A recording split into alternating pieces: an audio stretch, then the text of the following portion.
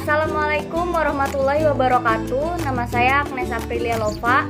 Saya akan menjelaskan tentang pendekatan inquiry dan konstruktivisme. Yang pertama ada inquiry. Pendekatan inquiry merupakan pendekatan yang sudah sejak lama dianjurkan untuk digunakan dalam pembelajaran sains. Namun dalam praktek di lapangan, pendekatan ini relatif jarang digunakan. Pendekatan ini sangat menuntut peran aktif siswa dalam kegiatan pembelajaran. Pendekatan inquiry ini sebagai suatu model pembelajaran yang terpusat kepada siswa, yang mana siswa didorong untuk terlibat langsung dalam melakukan pembelajaran, yaitu bertanya, merumuskan masalah, melakukan eksperimen, mengumpulkan dan menganalisis data, menarik kesimpulan, berdiskusi, dan berkomunikasi. Pendekatan inquiry dikaitkan dengan pendekatan penemuan atau discovery. Keduanya memang berhubungan erat satu sama lain. Maksudnya itu dalam pendekatan penemuan discovery, kegiatan pembelajaran dirancang sedemikian rupa sehingga siswa dapat menemukan konsep, prinsip, hukum, ataupun teori melalui proses mentalnya sendiri. Maksudnya itu siswa tidak diberi konsep, prinsip, hukum maupun teori yang jadi, tetapi mereka diarahkan untuk menemukan sendiri konsep, prinsip, hukum maupun teori yang dikaji. Penekanan dalam pendekatan inquiry. Maksudnya itu sedikit berbeda dari pendekatan penemuan. Pendekatan inquiry itu lebih menekankan pada proses pencariannya.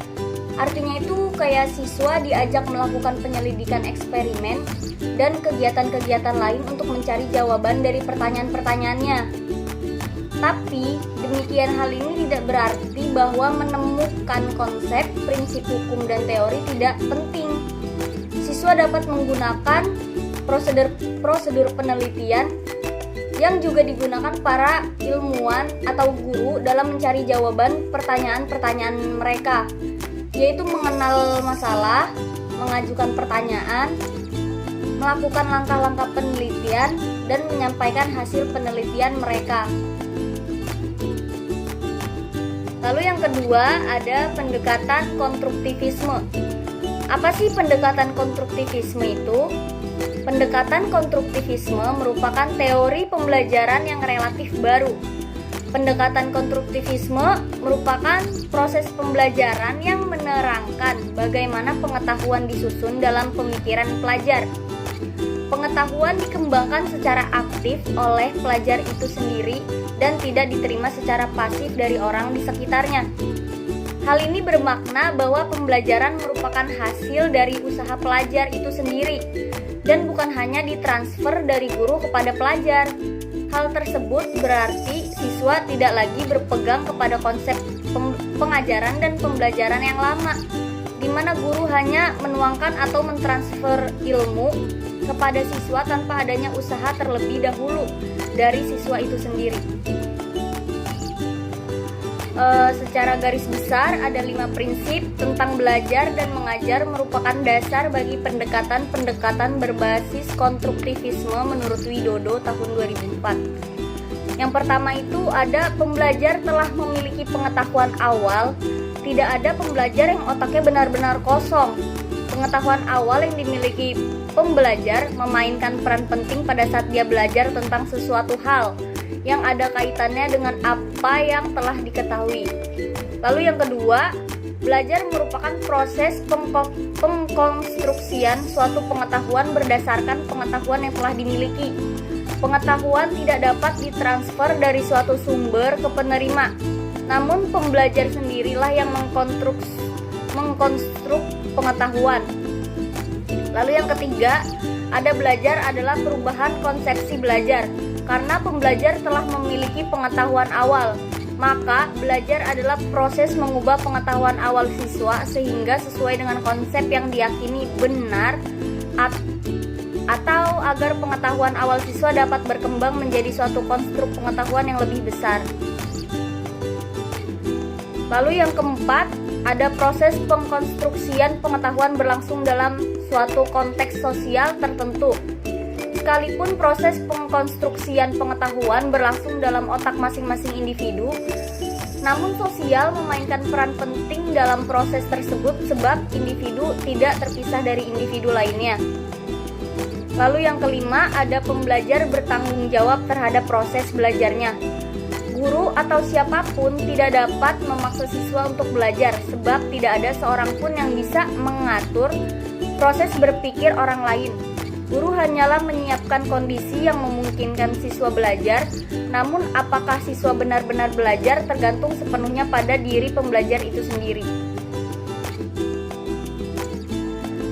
Lalu selanjutnya ada prinsip pendekatan konstruktivisme menurut Muhammad tahun 2004. Yang pertama ada penekanan pada hakikat sosial dari pembelajaran. Maksudnya itu peserta didik belajar melalui interaksi dengan guru atau teman. Lalu yang kedua ada zona perkembangan terdekat, yaitu belajar konsep yang baik adalah jika konsep itu berada dekat dengan peserta didik. Lalu yang keempat itu ada mediated learning, yaitu diberikan tugas yang kompleks, sulit, dan bila di kemudian nanti siswa merasa kesulitan, baru diberi bantuan oleh guru. Berdasarkan prinsip konstruktivisme, jadi berdasarkan prinsip-prinsip konstruktivisme, dikembangkanlah pendekatan-pendekatan pembelajaran, misalnya pendekatan interaktif. Pendekatan ini pendekatan interaktif memberi kesempatan pada siswa untuk mengajukan pertanyaan, untuk kemudian melakukan penyelidikan yang berkaitan dengan pertanyaan yang mereka ajukan. Hal ini tidak berarti bahwa semua pertanyaan siswa dijawab melalui kegiatan penyelidikan.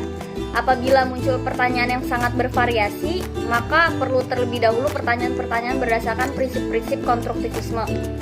Dikembangkanlah pendekatan-pendekatan pembelajaran, misalnya pendekatan interaktif. Selanjutnya ada tahapan persiapan guru dan siswa dalam menyeleksi topik dan mencari informasi dan latar belakang. Yang pertama itu ada tahap persiapan. Tahap persiapan ini biasanya guru bersama-sama siswa memilih topik yang akan dikaji. Pemilihan topik ini tentu saja harus memperhatikan struktur kurikulum sekolah. Lalu yang kedua ada tahap pengetahuan. Pada tahap ini guru harus mengajukan sejumlah pertanyaan untuk menggali hal-hal yang sudah diketahui atau yang belum diketahui. Siswa mengenai topik yang dikaji, langkah ini perlu dilakukan agar nantinya bisa dibandingkan dengan pengetahuan siswa setelah mengikuti pelajaran. Lalu selanjutnya ada eksplorasi. Nah, pada tahap ini hal-hal yang bisa memancing rasa ingin tahu siswa. Selanjutnya siswa didorong untuk mengajukan pertanyaan berkaitan dengan topik kegiatan tersebut. Lalu pada tahap yang keempat, siswa merumuskan pertanyaan. Pada tahap ini, pertanyaan-pertanyaan siswa diseleksi atau dirumuskan kembali, sehingga muncul beberapa pertanyaan saja yang akan dicari jawabannya. Seringkali pertanyaan yang diajukan siswa bukanlah pertanyaan yang sesungguhnya ingin diketahui jawabannya. Oleh karena itu, guru harus bisa membantu siswa merumuskan pertanyaan yang bisa diteliti atau dicari tahu jawabannya. Selanjutnya ada tahap penyelidikan.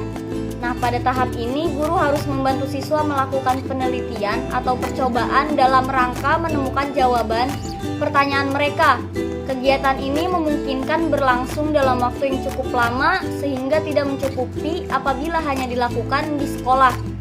Oleh karena itu, guru dapat mendesain sebuah proyek penelitian yang bisa dilanjutkan di luar jam sekolah. Selanjutnya ada pengetahuan akhir. Pada tahap ini siswa diminta mengungkapkan hal-hal yang kini mereka diketahui berkaitan dengan topik yang dibahas. Selanjutnya, mereka diminta untuk membandingkan apa yang kini mereka ketahui dibandingkan dengan apa yang sebelum mereka ketahui. Dan yang terakhir, tahap terakhir itu tahap refleksi. Pada tahap ini, siswa diminta melakukan refleksi tentang apa yang telah mereka lakukan, apa yang dulu mereka ketahui, apa yang sekarang mereka ketahui, dan apa yang belum dan ingin mereka ketahui. Terima kasih presentasi saya kali ini. Kurang lebihnya mohon maaf. Wassalamualaikum warahmatullahi wabarakatuh.